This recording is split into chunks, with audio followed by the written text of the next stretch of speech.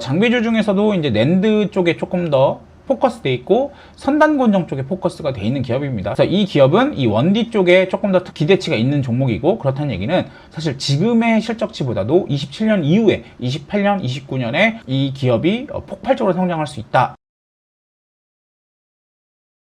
안녕하세요, 투자버튼입니다. 자, 오늘 영상은요, 삼성전자랑 SK하이닉스의 급등이 나왔죠. 반등이 나왔는데 이 속 안에서도 우리가 계속 소부장 관련된 종목들, 그러니까 삼성전자와 SK하이닉스의 상승, 그 다음으로 우리가 지켜봐야 될, 관심 가져봐야 될 종목에 대해서 계속 말씀을 드리고 있습니다. 여러분들 다들 아시겠지만 어제까지만 하더라도 증시가 하락 사이드카까지 걸리면서 굉장히 이제 힘들었던 모습들, 아마 처음 주식을 접하시는 분들은 굉장히 좀 공포스러웠던 장이었던 것 같아요. 그런데 어제 증시 급락을 비웃듯이 바로 증시가 반등해주는 모습을 보여주고 있고요. 코스피 같은 경우에는 5% 이상 상승을 했고, 코스닥도 3% 이상 상승을 했습니다. 자, 삼성전자 같은 경우에도 이제 11% 상승을 했고, SK하이닉스도 9% 정도 상승을 했는데요.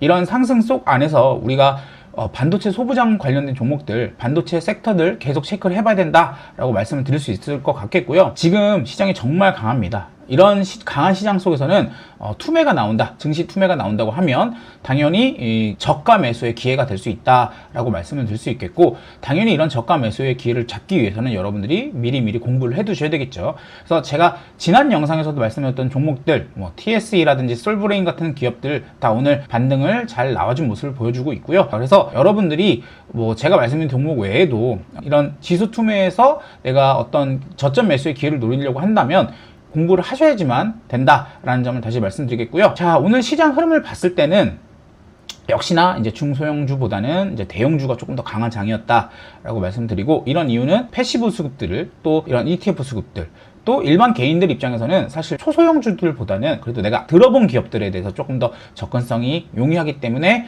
이런 흐름이 나오고 있겠고, 그렇다고 했을 때 중소형주를 들고 있는 것도 굉장히 좋지만 삼성전자랑 SK하이닉스가 충분히 오르고 난 다음에 낙수 효과가 나타나거든요. 그래서 이런 낙수 효과를 받기까지 좀 시간이 걸릴 수 있습니다. 물론 내가 열심히 공부한 종목 갈 수 있다, 올라갈 수 있다라고 생각하면 보유하시는 것도 당연히 좋지만요, 이제 여러분들이 조금 더 시장에서 주도적으로 한번 수익을 내보시고 싶다라고 했을 때는 제가 오늘 말씀드리는 이런 중대형주들, 앞으로 이제 초대형주가 될 수 있는 기업들에 대해서 계속 관심을 가져보고 같이 분석해 보시면 어떨까 말씀드릴 수 있을 것 같습니다. 자, 그래서 오늘 좀 제가 인상 깊게 봤던 내용은 바로 이건데요. 트렌드 포스, 이제 요거 같은 경우에는 IT 관련된 정보지고요. 이쪽에서 말하기를 이제 메모리 가격에 대한 예상치가 더 올라가고 있다, 내용이 나오고 있습니다. 그래서 DRAM 같은 경우에는 90%에서 최고 이제 100%까지도 올라가고 있고요. 또 HBM 같은 경우에도 80% 이상 올라가고 있다고 합니다. 추가적으로 이제 SSD, 낸드, 전 이것도 좀 되게 중요하게 보고 있는데요. 이쪽도 이제 60%까지 상승을 하고 있다고 합니다. 이 얘기는 결국은 이제 계속 이 메모리 쪽 섹터, 반도체 섹터가 굉장히 좋다라는 거겠고, 지금은 SK하이닉스랑 삼성전자가 되게 공격적으로 올라가고 있지만 이쪽의 온기가 이제 대형주들에도 계속 옮겨가고 있다라는 점을 기억하셔야 된다라는 말씀입니다. 자, 그래서 제가 이런 가격 상승에 따른 앞으로의 산업 흐름에 대해서 말씀드렸을 때, 이 가격이라는 게 계속 오를 수는 없다라고 말씀드렸습니다. 가격이 계속 오르게 된다고 하면 필연적으로 물량, 증설이죠. 이 Q에 대한 부분도 올라갈 수밖에 없다라고 제가 말씀드렸고, 그렇기 때문에 여러분들이 이 증설 사이클이 들어왔을 때 수혜받는 기업들을 보셔야 됩니다. 지금은 아무래도 이제 앞단에 있는 반도체 기업들, IDM들이 좀 더 강한 상승을 만들고 있지만요, 증설에 대한 이슈가 더 커지게 될수록 이제 반도체 소부장들이 직접적인 수혜를 받으면서 급등할 수 있는 여건이 만들어지고 있다라고 말씀드릴 수 있습니다. 자, 그래서 우리가 중요하게 봐야 될 점은 바로 이겁니다. 가격이 무조건 많이 오르는 게 좋은 것이냐라고 했을 때 저는 그건 아니다라고 볼 수 있습니다. 물론 가격이 오르는 거 좋지만 지금 AI 시장은 어떤 싸움입니까? 돈 싸움입니다. 돈 싸움. AI 시장은 돈을 계속 써야 되는 시장인데요. 이런 시장이 계속 이어지려고 하려면, 그러니까 빅테크들이 계속 돈으로 갖다가 싸움을 계속 이어가려면 결국은 이 폭발적 기술 진보가 필요합니다. 그런데 아시다시피 지금 시장은 어떤 시장이죠? 이제 AI 학습에서 이제 추론으로 넘어가는 시장입니다. 이런 시장에서는 결국은 계속 메모리들이 많이 필요한데요. 가격이 올라가는 건 좋다, 이 말입니다. 그런데 뭐가 문제죠? 공급난이 있기 때문이가 문제인 거죠. 공급난이 있다는 건 뭐냐면 원활하게 이 AI용 메모리들이 들어가지가 않고 있다는 거고, 가격이 계속 오를 수는 있겠지만 결국은 이런 가격이 계속 올라감에 따라서 이 빅테크들이 비용에 대한 부담이 생길 수밖에 없다는 겁니다. 그래서 우리가 뭐든지 과하면 이제 넘친다, 가격이 너무 많이 오르게 됐을 때 어느 순간부터는 빅테크들이 더 이상 나는 하는 부담이 돼서 못 사겠어요라는 얘기가 나올 수 있습니다. 그렇기 때문에 이런 메모리 기업들 같은 경우에도 삼성전자, SK 하이닉스 같은 경우에도 이제는 이 Q 증설에 대한 얘기를 계속 꺼낼 수밖에 없는 내용이다 라는 걸 알 수 있겠고요. 자, 그래서 지금 뉴스를 보시면 이런 식으로 메모리 증설 속도 삼성전자, SK 하이닉스 대출 6조 원 받아서 지금 빠르게 공장 짓고 있다라고 얘기가 나오고 있고, 이게 비단 삼성 이제 한국에 대한 내용이냐 이것도 아닙니다. 중국 같은 경우에 중국 YMTC라는 곳에서 이제 중국의 양쯔강 메모리 반도체죠. 그래서 낸드 플래시 생산량 확대를 위해서 이렇게 가동을 빠르게 하고 있다라고 합니다. 그래서 지금 우리가 이 P에 대한 내용을 얘기하면서 이제 삼성전자, SK 하이닉스에 되게 집중을 하고 있는데요.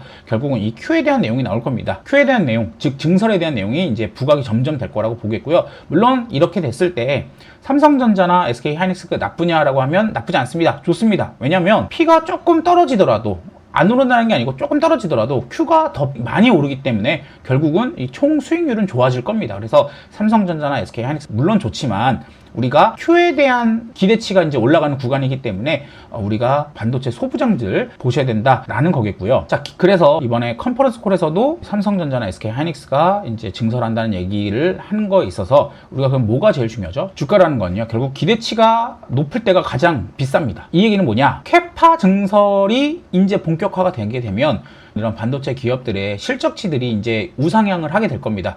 애널리스트들이나 보고서들에서 이 실적치 전망에 대해서 추정치가 계속 올라갈 거거든요. 그렇게 된다는 얘기는 결국은 이 기대치가 점점 커지는 구간에 들어서고 있다라는 걸 말씀드릴 수 있겠고, 그렇다면 지금 주가가 물론 반도체 소부장들 올랐지만 이 주가가 기대치가 충분히 반영되진 않은 상태이기 때문에 앞으로 추가적인 상승이 계속 일어날 것이다 라고 예상을 해볼 수 있겠고요. 1차적으로는 이제 장비주들 먼저 보시면 되겠고, 원익 IPS, 한미반도체 같은 장비주들이 움직이고 있고, 그 다음으로 뭐다? 그 다음으로 이제 2차적으로는 이제 소재가 들어갈 거잖아요. 그래서 소재주 그리고 이제 부품주들 보시면 되겠습니다. 그래서 제가 지난 영상에서 이런 소재주, 부품주들 말씀드렸습니다. 이런 흐름, IDM에서부터 장비주, 소재주까지 움직이는 산업의 큰 흐름을 체크하시고 머릿속에 이 개념들을 꼭 기억하시고요. 지난번에 말씀드렸던 기업들 차근차근 하나씩 다시 짚어보도록 하겠습니다. 지난번에 말씀드렸던 기업 중에서는 이제 솔브레인 같은 거 먼저 말씀드렸고요. 솔브레인 같은 경우에도 아무래도 이제 삼성전자나 SK 하이닉스 상승치에 비해서는 조금 덜했습니다만, 최근 상승률, 어제 그제 말고 최근 상승률을 보면 단기적으로 50% 이상 오른 종목입니다. 그래서 이 기업 같은 경우에도 당연히 실적치가 굉장히 좋다라는 점이겠고, 낸드 증설, DRAM 증설에 있어서 이 시가격 납품이 계속 되고 있다라는 겁니다. 그래서 아직 추가적인 리포트들이 실적치 전망 향상이 늘어나진 않지만 이제 증설 스케줄이 본격화가 된다면 이 전망치 변경된다라고 말씀드렸습니다. 자, 그래서 차트적으로는 간단하게 제가 말씀드리자면 주봉으로 좀 봤을 때 전 역사적 고점 돌파를 한번 해줬습니다. 그러면서 이제 저항대, 과거 거의 한 5년간의 저항대를 돌파를 한번 해줬죠. 그렇다면 이제 조정이 한번 필요하겠고요. 조정이 있다고 해도 저는 그렇게 깊게 조정은 되지 않을 거라고 보겠고, 한 40만 원대까지는 한번 터치를 해줄 수 있습니다.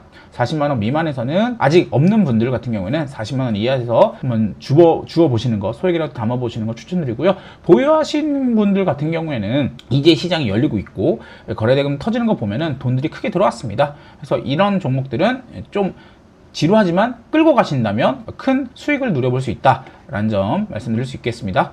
자, 다음으로는 우리가 HPSP라는 종목 말씀드렸고요.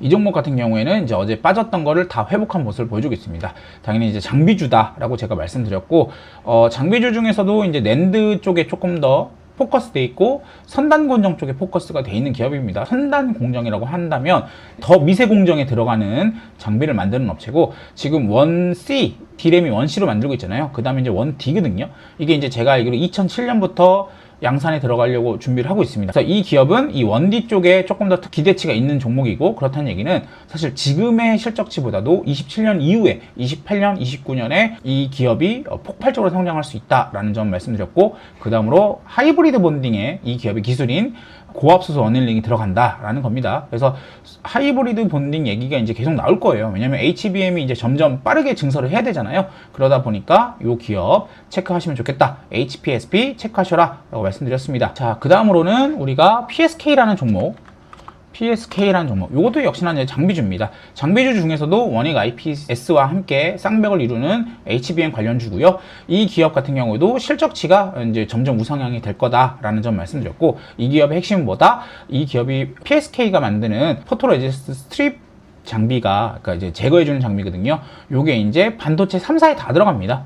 하이닉스, 삼성전자, 마이크론 모두 다 들어가겠고, 글로벌 1위 기업이기 때문에 앞으로 HBM이라든지 디램, 낸드, 또 더 나아가서 낸드로 만드는 HF가 늘어나게 된다면 PSK에서 만드는 장비들이 더 많이 쓰이게 된다라는 점 체크를 해줬습니다. 그래서 과거와 다르게 이 반도체 장비주 사이클이 조금 더 길어질 것 같아요. 이렇게 되면 과거처럼 실적의 변동폭이 조금 더 완충되는 효과가 있습니다. 그래서 장비주들도 과거에 비해서 조금 더 높은 밸류를 받을 수 있기 때문에 장비주들 체크를 해보셔야 되겠고요.